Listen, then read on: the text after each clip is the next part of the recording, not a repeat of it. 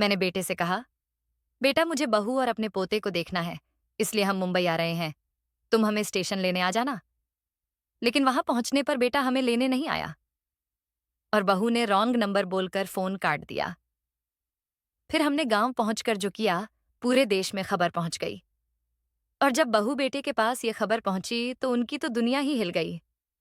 माँ, मैं आपका बेटा हूं, अशोक। ऐसे कैसे आप मेरी पहचान भूल सकती हैं? और मुझसे बिना पूछे इतना बड़ा कदम कैसे उठा लिया आप लोगों ने?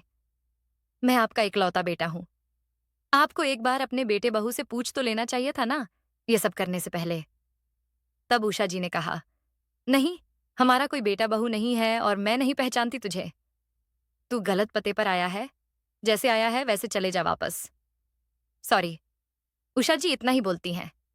लेकिन रामेश्वर जी मन ही मन बोले, अरे तुम्हें कोई गलतफहमी हुई है, हमारा कोई बेटा नहीं है, हम निसंतान हैं। तुम कुछ गलत बोल रहे हो और गलत लोगों से मिलने के लिए तुम आए हो। जब अपने ही माँ के मुंह से ऐसे शब्द अशोक ने सुने, तब उसे बहुत बुरा लग रहा था। आखिर बूढ़े माँ बाप ने ऐसा कौन सा कदम उठाया और क्यों अपने ही माँ बाप ने अपने ही सगे बेटे बहू को ठुकराया और उसे धक्के मारकर घर से बाहर निकाल दिया? आइए जानते हैं आगे कहानी में। दरअसल रामेश्वर जी और उषा जी मूल रूप से सांगली के रहने वाले थे। सांगली की वह उपजाऊ काली मिट्टी और उस मिट्टी में उनका आमों का हरा भरा बागान था। वे खानदानी अमीर थे। उन्हें कभी किसी चीज की कमी नहीं हुई। उनकी सोच थी, मेहनत इतनी करो कि किसी से उधार लेने की नौबत ना आए और जी जान से अपने माँ बाप की सेवा करो। अपने माँ बाप को कभी कोई दुख तकलीफ मत दो।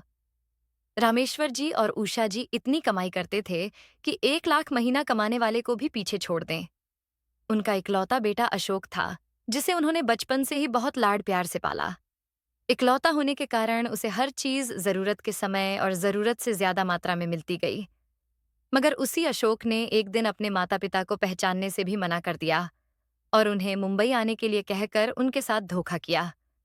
लेकिन रामेश्वर जी और उषा जी ने इस सब का बदला बहुत ही सही तरीके से लिया और उसे सजा दी।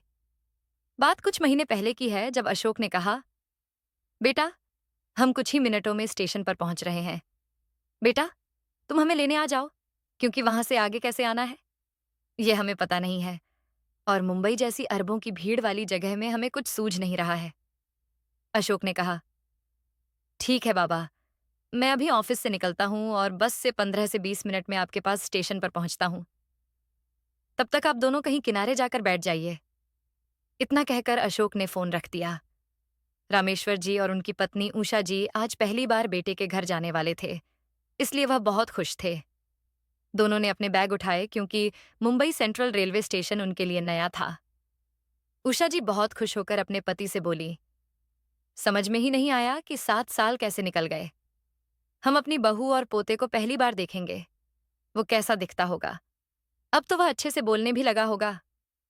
रामेश्वर जी भी हंसकर बोले, हाँ, उसी की तोतली बातें सुनकर ही तो हम मुंबई आने के लिए तैयार हुए हैं। उसने फोन पर कहा कि 1 हफ्ते बाद मेरा जन्मदिन है, इसीलिए तो हम अशोक के पास जा रहे हैं, ना पोते के जन्मदिन के लिए। इन 7 सालों में एक बार भी हमारे बेटे या बहू ने हमें अपने पास नहीं बुलाया। इस पर उषा जी ने कहा, आप भी ना हमेशा अच्छी चीज में बुराई खोजते रहते हैं। हमारा बेटा और बहू दोनों नौकरी करते हैं और अगर वे बुलाते भी तो हम खाली घर में कितनी देर बैठते और क्या करते। इससे बेहतर है कि हम अपने गांव में ही खुश हैं। रामेश्वर जी बोले, अरे ऐसा क्यों बोलती हो उषा? अगर ये दोनों ऑफिस जाते तो क्या हमारा पोता आरव घर पर नहीं होता? उसे संभालने के लिए नौकरानी है। उससे बेहतर तो हम अपने पोते की देखभाल करते।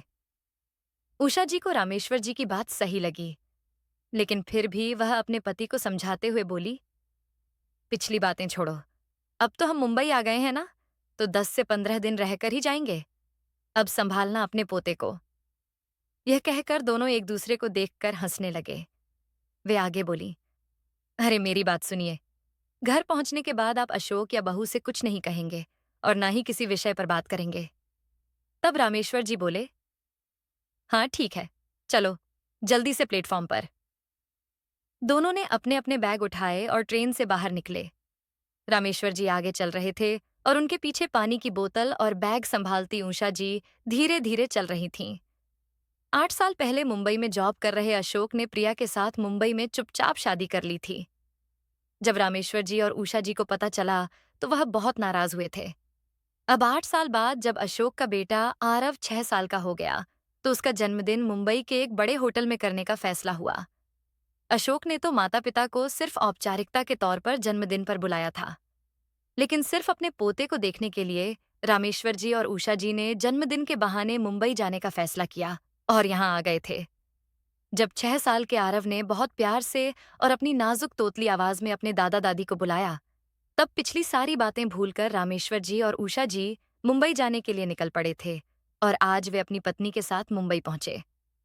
रामेश्वर जी ने उषा जी का हाथ पकड़कर उन्हें प्लेटफॉर्म पर उतारा और अपनी जेब से मोबाइल निकाला। वह बोले, अशोक बेटा, हम प्लेटफॉर्म पर आ गए हैं। तुम कहाँ रुके हो? तुम्हें आने में और कितना वक्त लगेगा? उसने कहा। हाँ बाबा, मुझे 1 घंटा लगेगा। तब तक आप वहीं बैठकर मेरा इंतजार करिए। चाय पानी पीजिए, नाश्ता कीजिए। मैं ऑफिस से निकल ही रहा हूँ, पहुंचता हूँ वहां। तब रामेश्वर जी बोले, अरे मतलब तुम अभी भी ऑफिस में ही हो, निकले नहीं हो? तुमने तो कहा था कि हमारी ट्रेन पहुंचने से पहले ही तुम स्टेशन पर आकर खड़े रहोगे। अशोक बोला, अरे पापा, मेरे बॉस आ गए थे, उनके साथ मेरी मीटिंग अभी खत्म हुई है और अब निकल ही रहा हूं ऑफिस से और 1 घंटे में वहां पहुंच जाऊंगा। इतना कहकर अशोक ने फोन काट दिया। रामेश्वर जी बड़बड़ाते हुए वेटिंग रूम की तरफ चले गए। वे कह रहे थे, साहब अभी भी ऑफिस से निकले ही नहीं, अभी तो उसे यहां आने में कम से कम 1 घंटा और लगेगा। हद हो गई अब इस लड़के की। इस पर उषा जी बोली, अरे आप कितना बड़बड़ा रहे हैं? क्या यह हमारा घर है? बेटा आएगा हमें लेने। वो क्या ये सब जानबूझकर कर रहा होगा? कहीं टाइम पास करने तो नहीं गया है ना? तब रामेश्वर जी बोले, मुझे तुम्हारी इसी आदत से चिढ़ है, हमेशा बेटे का पक्ष में रहती हो। मेरी बात तो समझती नहीं हो। अगर उसे पता था कि हम मुंबई आ रहे हैं, वह भी पहली बार, और अगर उसकी जरूरी मीटिंग थी जिसकी वजह से नहीं आ पा रहा था, तो क्या वह स्टेशन पर गाड़ी नहीं भेज सकता था? और वैसे भी आज आरव का जन्मदिन है, तो क्या वह ऑफिस से 1 दिन की छुट्टी भी नहीं ले सकता था? अब उषा जी बोली, जन्मदिन पर छुट्टी लेने की क्या जरूरत है? कार्यक्रम तो सारा होटल में है और जन्मदिन की तैयारी करने का काम होटल वालों का है, इसलिए छुट्टी ना ली होगी, यही अच्छा है। रामेश्वर जी दुखी होते हुए बोले, हाँ तुम्हारी बात सही है, तुम हमेशा उसका पक्ष लेती रहो। उषा जी बोली, अब बस भी करो और मुझे बताओ कहाँ जाना है। तब रामेश्वर जी बोले, इधर चलो, वेटिंग रूम इधर है। दोनों वेटिंग रूम की तरफ गए। वहां के बेंच पर अपने अपने बैग रखकर दोनों ने हाथ पैर और मुंह धोया और एक एक कप चाय पी। करीब 1 घंटा बीतने के बाद रामेश्वर जी ने फिर एक बार अशोक को फोन लगाया। हेलो अशोक बेटा, कहाँ हो तुम? हाँ रुको पापा, बस आया। होटल में सब तैयारी देखने गया था, बस स्टेशन पर पहुंचने वाला हूं। तब रामेश्वर जी कुछ नहीं बोले और फोन काट दिया। वेटिंग रूम में चुपचाप बैठ गए। अपने पति को शांत बैठे देखकर उषा जी बोली, क्या हुआ? आप इतनी चिंता में क्यों बैठे हैं? तब रामेश्वर जी बोले, अब वह होटल में सारी तैयारी देखने चला गया है और वहां का काम होने के बाद वह हमारे पास आएगा। रामेश्वर जी को बहुत भूख लगी थी।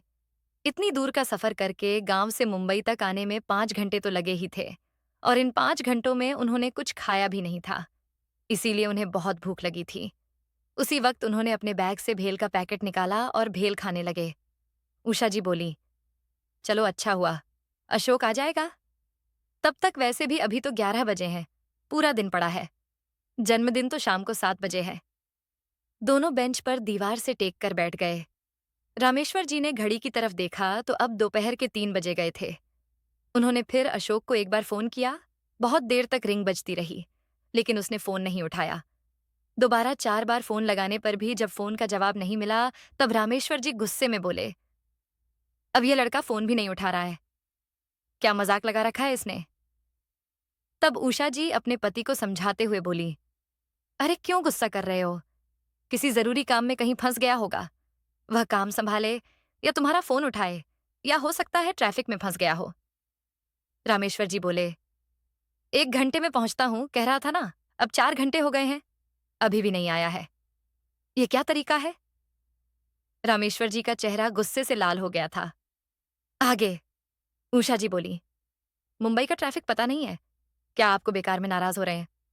आएगा वो। इसमें क्या, थोड़ी देर इधर उधर हो ही जाता है। उतने में फोन की रिंग बजी। रामेश्वर जी ने तुरंत फोन उठाया और बोले, हेलो, कहाँ है तू? तब अशोक बोला, हेलो बाबा, सॉरी मैं ट्रैफिक में फंस गया हूं। बाहर निकलने में अभी और कितना वक्त लगेगा। पता नहीं, ऐसा करता हूं, मैं प्रिया को फोन करता हूं, वह आपको लेने आ जाएगी। वह घर पर ही होगी आज। इस पर रामेश्वर जी बोले, अगर बहू की छुट्टी थी तो पहले क्यों नहीं बोला उसको हम लोगों को ले जाने के लिए? अरे अब तो तुम्हारे माता पिता बूढ़े हो गए हैं। पहले से ही सफर करके हम बहुत थक गए हैं और ऊपर से इतनी देर बैठकर हमारी कमर दुख रही है। बहुत थक गया हूं रे बेटा, जल्दी भेज बहू को। इतना कहकर उन्होंने फोन काट दिया और अपनी पत्नी के पास आकर बैठ गए। अब बहू का इंतजार करते करते करीब 4 से 5 घंटे बीत गए थे। अब 4 बजकर 30 मिनट बज गए थे। दोनों को बहुत भूख लगी, इसलिए गुस्से में रामेश्वर जी फिर बोले, ये क्या तमाशा लगा रखा है? अगर वह घर पर ही थी तो वह हमें लेने क्यों नहीं आई अभी तक? बहुत अच्छे से मूर्ख बनाने लगे हैं यह शहर के लोग। इन्होंने हमें अपने घर का पता भी नहीं दिया, नहीं तो हम खुद ही उनके घर चले गए होते। उषा जी बोली, आप तुरंत क्यों गुस्सा हो जाते हैं? इतना गुस्सा ठीक नहीं है। ऑफिस का काम छोड़कर कोई तुरंत कैसे आ सकता है? उन लोगों के घर का काम है, हमारे घर का काम नहीं है। शांत रहिए, बहू आ रही है ना हमें लेने। अब इतनी देर इंतजार किया है तो और थोड़ी देर इंतजार करने में क्या बुराई है? रामेश्वर जी बोले, अरे हम बहू को पहली बार देखने वाले हैं। आज तक तो हम उसे फोटो में ही देखते आए हैं। कौन जाने वह तो हमें लेने आती है या पति की तरह कोई बहाना बनाती है। उषा जी बोली, ऐसा करिए, अब आप कुछ खा लीजिए। ये कहते हुए उन्होंने ठेसा पोहे की प्लेट निकाला और मिर्ची का अचार एक प्लेट में निकाला और वह प्लेट रामेश्वर जी के सामने रख दी।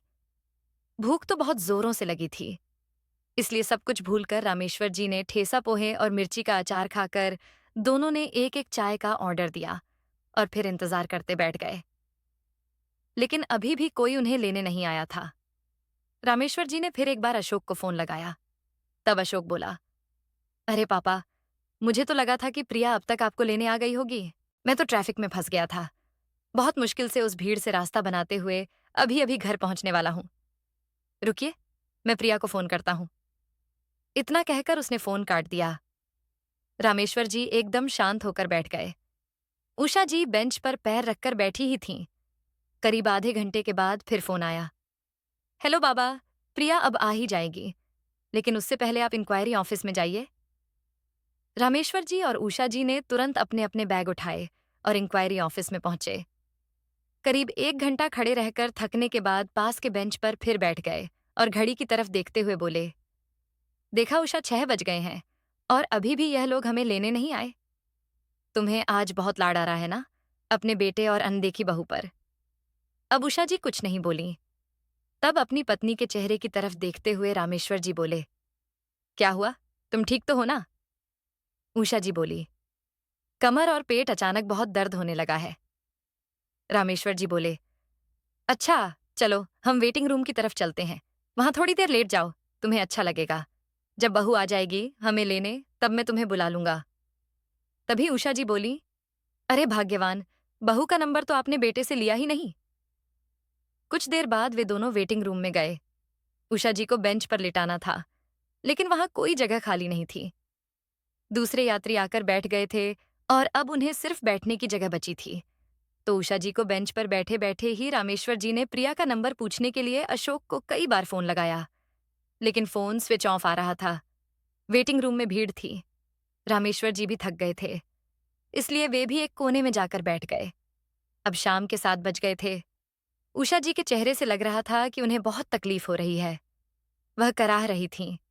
अब रामेश्वर जी को बहुत चिंता होने लगी, इसलिए उन्होंने फिर एक बार अशोक को फोन लगाया। तब उसने उठाया। वो बोले, हेलो बेटा, तुम्हारी माँ की तबीयत बिगड़ गई है, कृपा करके जल्दी आओ। तब उधर से आवाज आई, आप कौन बोल रहे हैं? वो आवाज एक स्त्री की थी। तब रामेश्वर जी बोले, मैं अशोक का बाबा बोल रहा हूं। तुम प्रिया बोल रही हो ना? हाँ, मैं प्रिया बोल रही हूं, लेकिन मैंने आपको पहचाना नहीं और यह अशोक कौन है? मैं कोई अशोक को नहीं जानती। इतना कहकर उसने फोन काट दिया। अब रामेश्वर जी बहुत परेशान हो गए थे। उन्हें खुद पर गुस्सा आ रहा था और बुरा भी लग रहा था। उषा जी भी अब दर्द से बहुत कराह रही थीं। रामेश्वर जी ने अपनी पत्नी को दिलासा दिया और वह बाहर दवा लाने के लिए स्टेशन के बाहर गए। उन्होंने इधर उधर देखा, लेकिन वहां एक भी मेडिकल स्टोर नहीं था। वह आने जाने वालों से पूछ रहे थे। तब आगे चलने पर उन्हें एक मेडिकल स्टोर दिखाई दिया। वहां जाने पर मेडिकल वाले ने डॉक्टर के प्रिस्क्रिप्शन के बिना कोई भी दवा देने से मना कर दिया था। पहले डॉक्टर को दिखाइए, फिर दवा देता हूं, ऐसा बताया। रामेश्वर जी बहुत दुखी हुए थे। इधर उधर देखकर रास्ता पार करके स्टेशन की तरफ आए और जेब से फोन निकालकर उन्होंने एक बार फिर अशोक को फोन लगाया। हेलो अशोक बेटा, तुम्हारी माँ की तबीयत बहुत बिगड़ गई है। उन्हें बहुत तकलीफ हो रही है। तुम कहाँ हो? उनके बोल अभी पूरे भी नहीं हुए थे, तभी सॉरी रॉन्ग नंबर है। ऐसा कहकर फिर एक बार सुनाई दिया और वो चुप रहे। अपना उदास चेहरा लेकर वह स्टेशन पर वेटिंग रूम में वापस आए। उषा जी अभी भी कराह रही थीं। अपने पति की तरफ देखकर उन्होंने पूछा, और कितना वक्त लगेगा अशोक को यहां तक आने में? रामेश्वर जी कुछ नहीं बोले। उन्होंने बस प्रश्न पूछा, तुम्हें बहुत तकलीफ हो रही है क्या? हाँ, मैं सिर हिलाकर उषा जी ने फिर पूछा, कितना वक्त लगेगा अशोक को हमें लेने आने के लिए? तब रामेश्वर जी कुछ नहीं बोले। वह बोले, चलो बाहर, हम तुम्हें एक बार डॉक्टर को दिखाते हैं। उषा जी अचानक बोली, तुम्हें यह क्या हो गया है? मुझे बहुत डर लग रहा है। रामेश्वर जी पत्नी को उठाने लगे। तब वह बोली, मैं पूछती हूं अशोक कब आएगा? आप क्यों तकलीफ उठा रहे हैं? अशोक को आने दीजिए, वह देख लेगा और मुझे अस्पताल लेकर जाएगा। रामेश्वर जी अपनी पत्नी की तरफ देखकर बोले, मुझे नहीं पता वह कब आने वाला है, और वह जब तक आएगा तुम इतनी तकलीफ कब तक सहोगी? चलो, मैं बाहर किसी से पूछता हूं कि अस्पताल कहाँ है। तब उषा जी उठकर खड़ी हुई, लेकिन फिर तुरंत नीचे बैठ गई और बोली, मुझे अब चलना संभव नहीं लग रहा है। रामेश्वर जी बोले, ऐसा मत बोलो, रुको मैं तुम्हें पकड़ता हूं। तब उषा जी बोली, नहीं रहने दीजिए, मुझे बस थोड़ी देर यहां पड़े रहने दीजिए। ऐसा बोलकर उन्होंने आंखें बंद की और वह बेंच पर सिमट कर लेट गईं। अब तो रामेश्वर जी बहुत चिंतित हो गए थे। इसी तरह से उन्होंने उषा जी को सुलाया और अशोक को फोन करने के लिए फोन बाहर निकाला, और मन्ना होते हुए भी उन्होंने अशोक को फोन लगाया, लेकिन नंबर स्विच ऑफ आ रहा था। रामेश्वर जी बहुत उदास थे और निराश हो गए। अपनी दर्द से कराहती पत्नी की तरफ देखकर उनकी आंखें पानी से भर आईं। उनकी यह हालत वेटिंग रूम में बैठा एक आदमी देख रहा था। रामेश्वर जी अपने गले पर पड़ी शाल से अपनी आंखें पोंछ रहे थे। वह आदमी रामेश्वर जी के पास आते हुए बोला, क्या हुआ दादाजी? कोई तकलीफ हो रही है क्या? तब रामेश्वर जी की आंखें आंसुओं से भरी हुई थीं और उन्होंने भरी आंखों से हुई सारी घटना उस आदमी को बताई। वो आदमी बोला, हाँ दादाजी, मैं यहाँ झाड़ू पोछा मारने का काम करता हूँ। मैं सुबह 9 बजे से आपको देख रहा था। आप लगातार फोन पर बात कर रहे थे। अरे दादाजी, आप किस चक्कर में पड़ गए हैं? आपका बेटा या बहू कोई भी आपको लेने नहीं आएगा। अगर उन्हें आना होता तो कब के आ गए होते। मैं देख रहा हूँ आप लोग बहुत देर से उनका इंतजार कर रहे हैं, लेकिन मेरी माँ ने तो पहले दादी को डॉक्टर के पास लेकर जाइए और फिर गाड़ी में बैठकर फिर एक बार अपने गांव के लिए निकल जाइए। ये शहर जितना बड़ा होता है, उतने ही यहाँ के लोगों के दिल छोटे होते हैं। रुकिए, मैं डॉक्टर को बुलाकर लाता हूँ। इतना कहकर वह आदमी वहां से निकल गया। रामेश्वर जी इसकी बातों का विचार करते हुए अपनी पत्नी के चेहरे की तरफ देख रहे थे। करीब 10 मिनट बाद वह आदमी डॉक्टर को अपने साथ ही लेकर आया। डॉक्टर ने उषा जी की जांच की और कुछ दवाएं लिखकर रामेश्वर जी के हाथ में वह कागज दिया। रामेश्वर जी ने डॉक्टर से फीस पूछी, लेकिन डॉक्टर ने फीस लेने से मना कर दिया। वह बोले, आप मेरे माता पिता की तरह हैं, आपसे कैसी फीस लेनी? आप जल्दी से यह लिखकर दी गई दवाएं लाइए। मेरा मेडिकल स्टोर यहाँ पास ही है। रामेश्वर जी डॉक्टर के पीछे जाने लगे। तब वह आदमी बोला, दादाजी, आप दादी के पास रुकिए, मैं दवा लेकर आता हूँ। डॉक्टर और उस आदमी को जाते देखकर रामेश्वर जी को आश्चर्य हो रहा था कि जहां इस शहर में अपना सगा बेटा पराया हो गया, वहीं यह पराये लोग मेरी मदद कर रहे हैं। रामेश्वर जी उषा जी के पास बैठ गए। करीब आधे घंटे बाद वह आदमी वापस आया और उसने वह दवाएं रामेश्वर जी के हाथ में दे दी। रामेश्वर जी ने उषा जी को उठाया और दवा दी। वह आदमी अभी भी उनके पास ही खड़ा था। वह रामेश्वर जी से बोला, दादाजी, आप कहाँ से आए हैं? उन्होंने कहा, मैं सांगली से आया हूँ। रामेश्वर जी ने उस आदमी से उसका नाम पूछा तो उसने अपना नाम संजय बताया। संजय बोला, दादाजी मैं एक बात कहूँ, मानेंगे क्या आप? आप ऐसा कीजिए, आप कृपा करके एक बार फिर अपने गांव चले जाइए, क्योंकि यहाँ आपको लेने कोई नहीं आएगा। अभी अभी कुछ महीने पहले आपकी तरह एक दादाजी दादी कोल्हापुर से आए थे। इसी वेटिंग रूम में एक पूरा दिन अपने बेटे के आने का इंतजार करते बैठे रहे, लेकिन वह नहीं आया और आखिरकार उन्हें फिर वापस जाना पड़ा। और अगर आपको लगता है तो आप मुझे अपने बेटे का पता बताइए, मैं आपको आपके बेटे के पास पहुंचाता हूं। तब उषा जी ने रामेश्वर जी की जेब से 1,000 रुपए के 2 नोट निकालकर उसके हाथ में दिए और बोली, बेटा, ये लो पैसे, इसमें से दवा के पैसे लो और हम दोनों के वापस जाने का टिकट फिर से खरीद दो। रामेश्वर जी से पैसे लेकर संजय वहां से निकल गया। अब उषा जी को दवा लेने की वजह से आराम महसूस हो रहा था और सांगली की तरफ जाने वाली ट्रेन प्लेटफॉर्म पर लगी ही थी। टिकट लेकर और ट्रेन में बिठाकर संजय ने उषा जी के लिए कुछ चिवड़ा, पानी और फल खरीद कर दिए और उनके पास बैठकर अपने परिवार के बारे में बात करने लगा। गाड़ी का सिग्नल हो ही गया था, इसलिए संजय ने उन दोनों को सफर के लिए शुभकामनाएं दी और अब उनके पैर छूकर वहां से निकल गया। गाड़ी प्लेटफॉर्म से धीरे धीरे आगे बढ़ने लगी। तभी फोन की रिंग सुनकर रामेश्वर जी ने फोन उठाया। उधर से आवाज आई, हेलो बाबा, कहाँ हैं आप? मैं आपको लेने आ रहा हूं, अशोक ने फोन पर पूछा था। तब सॉरी, रॉन्ग नंबर है, ऐसा बोलकर रामेश्वर जी ने फोन काट दिया और भरी आंखों से खिड़की के बाहर देखते हुए फिर एक बार वह गांव के लिए निकल गए। अब तो अपने बेटे का असली रंग रूप रामेश्वर जी ने पहचान लिया था, इसीलिए वे गांव तो निकल आए ही थे, लेकिन उन्होंने एक बहुत बड़ा साहसिक निर्णय लिया था। जो प्रॉपर्टी थी, कम से कम सांगली में उनकी 12 एकड़ आम का बागान और हाईवे के किनारे 8 एकड़ जमीन थी और पूरी संचित जमीन थी।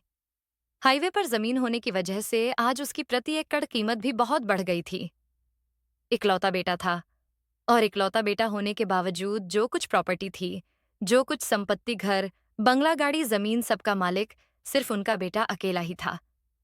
उसी बेटे को बचपन से बड़ा करते समय मेहनत करके पाला और इस सारी संपत्ति का वारिसदार इकलौते बेटे को बनाया। लेकिन इकलौते बेटे ने आज हमें लावारिस कर दिया है। तो फिर क्या करना है इतनी प्रॉपर्टी रखकर? किसके लिए रखनी है और क्यों उसे मुफ्त में मिलने देनी है? अब तक हम अपनी प्रॉपर्टी में खुशी से रहेंगे और जो कुछ पैसा है उस पैसे में खाएंगे, घूमेंगे, दोनों पति पत्नी एक दूसरे की देखभाल करके रहेंगे। ऐसा विचार करते हुए रामेश्वर जी गांव पहुंचे थे। रामेश्वर जी ने उषा जी को बताया, उषा, मेरा निर्णय हो गया है, मैं अभी वह तुम्हें सिर्फ सुना रहा हूं। देखो, हमारी उम्र 76 वर्ष पार कर चुकी है।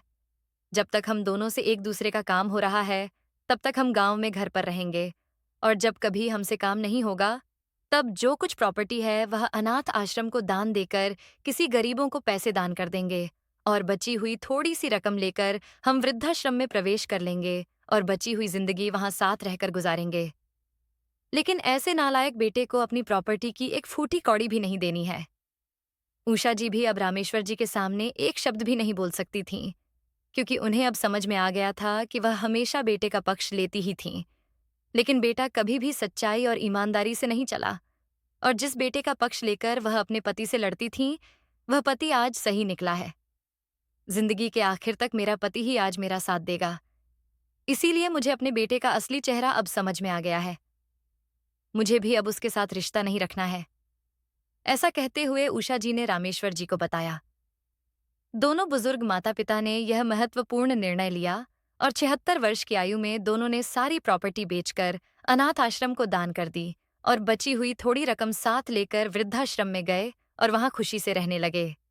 लेकिन जब रामेश्वर जी और उषा जी ने अपनी सारी प्रॉपर्टी बेच दी और अनाथ आश्रम को दान कर दी, तब यह खबर स्थानीय स्तर पर ही नहीं बल्कि पूरे राज्य में फैल गई कि करोड़ों की प्रॉपर्टी इस बुजुर्ग दंपति ने अनाथ आश्रम को दान कर दी है और साथ ही उन दोनों का फोटो भी था। यह खबर देखते देखते अशोक के कानों तक भी पहुंची थी और उसने भी अपनी खुली आंखों से देखा कि माँ बाप ने गांव की जो कुछ प्रॉपर्टी थी वह सब अनाथ आश्रम को दान कर दी है। अब तो उसे बहुत गुस्सा आया था। अशोक को हमेशा ऐसा लगता था कि मैं कभी भी माँ बाप की देखभाल नहीं करूंगा, लेकिन माँ बाप मुझसे बहुत प्यार करते हैं। मैं उनका इकलौता बेटा हूं। जिसकी वजह से जो कुछ प्रॉपर्टी है, उस पर मेरा अकेले का अधिकार है। ऐसा हमेशा उसे लगता था। और कुछ भी हो, सारी प्रॉपर्टी मुझे ही मिलेगी।